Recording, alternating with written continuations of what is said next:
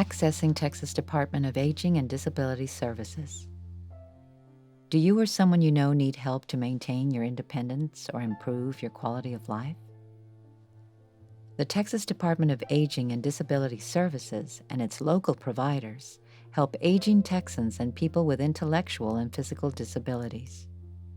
The Health and Human Services Commission determines your financial eligibility.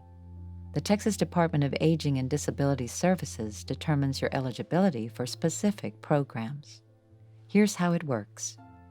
A case manager or service coordinator develops a plan based on your needs and preferences. Then the plan is implemented through Community Services Regional Offices, local authorities, aging and disability resource centers, area agencies on aging, and private providers. Your individual needs and choices will determine the type, amount, and scope of the services you receive. Daily activities that can be supported may include bathing, dressing, eating, taking your medications, help using the bathroom, and moving from your bed to a chair. Other supports may include help with housekeeping, doing your laundry, preparing meals, and shopping. Care and assistance may include nursing, dental treatment, physical therapy, adaptive aids, employment assistance, minor home modifications, respite services for caregivers, or support managing challenging behaviors. Consumer-directed services allow you to make decisions about personal and respite support offered in home and community-based programs. You can hire and manage your own employees, including your personal attendant. I'll see if I can do it first, but if I can't, then I'll let my attendant go ahead and take care of it. He's been working for me now for about a year and a half, 2 years now, and he's like my third person here that I work for, because I'm not the easiest guy to work for sometimes. Sometimes they just can't handle all the maroon. The Texas Department of Aging and Disability Services has two broad categories of programs: Medicaid Entitlement and Medicaid Waiver. One major difference is that entitlement programs don't have long lists of people waiting.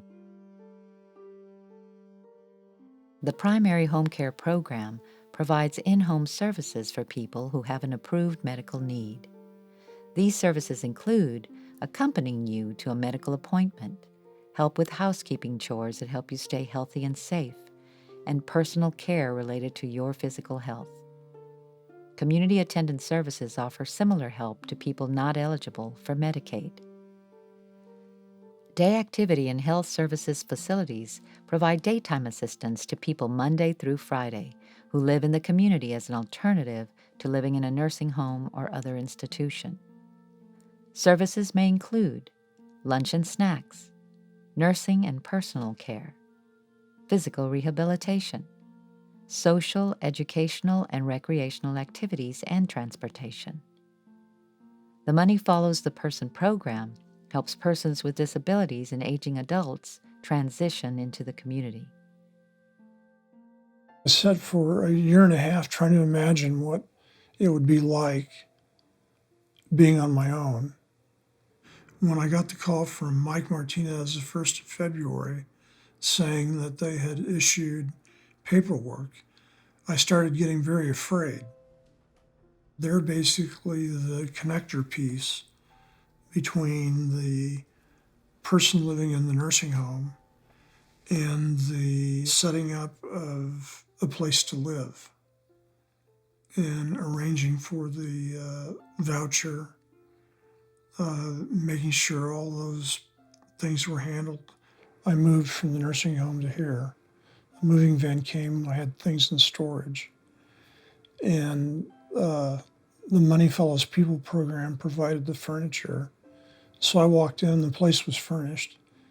My case manager from United Healthcare was here putting things together. The social worker was putting things in drawers. And that afternoon, an aide came out to help, and a physical therapy person came out, and it's been that way ever since. Medicaid waiver programs provide long-term services and supports for persons with disabilities and aging Texans who live in their own or family home or in small group homes. All of the Medicaid waiver programs have long lists of people waiting for services, so it's important to have your name added to the list as soon as possible. The Home and Community-Based Services program provides comprehensive services for individuals with intellectual and developmental disabilities who live in their own or family home, in a foster or companion care setting, or in a residence with no more than 4 others who receive similar services. The Texas Home Living Program is another program for persons with intellectual disabilities. However, this program only provides services for people who live in their own or family home. The Community Living Assistance and Support Services program is for persons with a related condition, such as cerebral palsy or autism, and who live in their own or family home or with a support family. The Deaf Blind with Multiple Disabilities program serves individuals with deaf blindness and 1 or more other disability who reside in small group homes or in their own or family home. If needed, a person called an intervener provides a way for the individual to communicate. The Medically Dependent Children program encourages deinstitutionalization of children living in nursing homes. It provides supports for families caring for children and young adults who are medically dependent and living at home. You know, in the independent living movement, we really feel like almost no one should be institutionalized. We feel like community-based services are the best kinds of services where people get to stay in their communities and get the support and the care and the help that they need. It's always our preference in our movement to see people live out in society. For more information, go to the Department of Aging and Disability Services Help for Texans website. You can search by city, county, or zip code, or you can call 1-800-458-9858.